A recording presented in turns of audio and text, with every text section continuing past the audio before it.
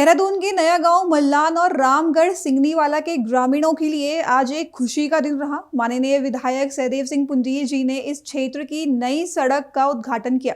इस अवसर पर स्थानीय नेता नरेश राणा और वीरेंद्र सिंह रावत भी मौजूद रहे। ग्रामीणों ने सड़क निर्माण से आवागमन में आसानी और कृषि व्यवसाय में सहलियत की उम्मीद जताई। विधायक ने ग्रामीणों को आश्वासन दिया कि भविष्य में क्षेत्र के विकास के लिए और भी परियोजनाओं पर ध्यान दिया जाएगा।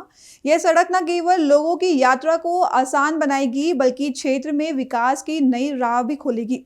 ग्रामीणों और अधिकारियों के बीच खुशी और उत्साह का माहौल देखा गया। देहरादून के नया गांव मल्लान और रामगढ़ सिंगनीवाला में आज नई सड़क का उद्घाटन माननीय विधायक सहदेव सिंह पुंडीर जी द्वारा किया गया। इस अवसर पर ग्रामीणों की भारी भीड़ उपस्थित रही और उन्होंने सड़क निर्माण के लिए विधायक का धन्यवाद किया। उद्घाटन समारोह में स्थानीय नेता नरेश राणा और वीरेंद्र सिंह रावत भी शामिल हुए। इस नई सड़क से क्षेत्र के निवासियों को आवागमन में सुविधा होगी और ग्रामीण जीवन में विकास के नए अवसर खुलेंगे। ग्रामीणों ने बताया कि सड़क निर्माण से न केवल यात्रा आसान होगी बल्कि कृषि और अन्य व्यवसायों में भी सहूलियत मिलेगी। विधायक सहदेव सिंह पुंडीर ने इस मौके पर कहा कि उनकी प्राथमिकता हमेशा क्षेत्र के विकास और जनता की समस्याओं के समाधान पर रही है। उन्होंने ग्रामीणों को आश्वासन दिया कि आने वाले समय में क्षेत्र की अन्य बुनियादी जरूरतों जैसे पेयजल, बिजली और शिक्षा सुविधाओं के लिए भी ध्यान दिया जाएगा। उद्घाटन के दौरान ग्रामीणों और अधिकारियों के बीच उत्साह और खुशी का माहौल देखा गया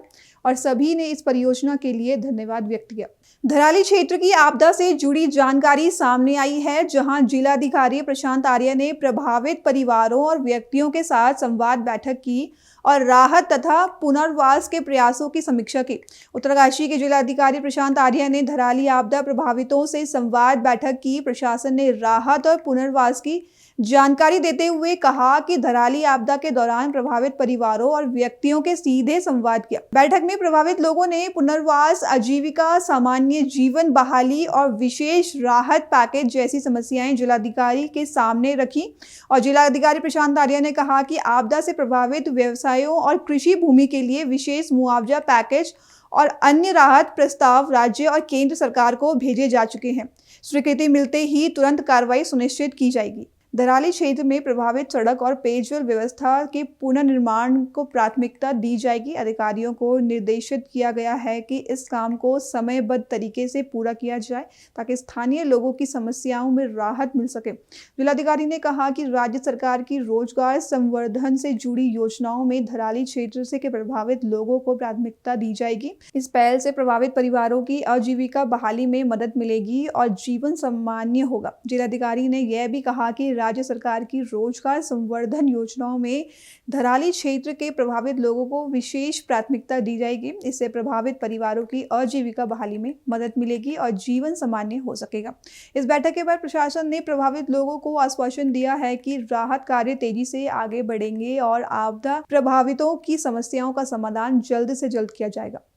घटना घटी आपदा की, उसके बाद जो काम हमारे अब होने हैं, कुछ स्वीकृत भी हुए हैं, हाईफेड से हुआ है, कुछ CSR से हैं, स्टेट गवर्नमेंट ने जो काम अलॉट करे हैं वो, तो उस पर आज हम धराली के लोग जो पीड़ित हैं वो लोग आज मुझसे मिले थे, तो हमने एक बैठक रखी है उसी क्रम में, ताकि जो भी काम अब होने हैं, शुरू होने हैं, उसके बारे में एक रोड मैप भी बना लिया जाए और लोग चूँकि अब नीचे आ गए हैं, उत्तरकाशी काफ़ी लोग शिफ्ट हुए हैं, तो सही समय पे वो काम हम लोग मौके पे कर सकते हैं। उसके बाबत आज एक बैठक हमने धराली के लोगों के साथ रखी है।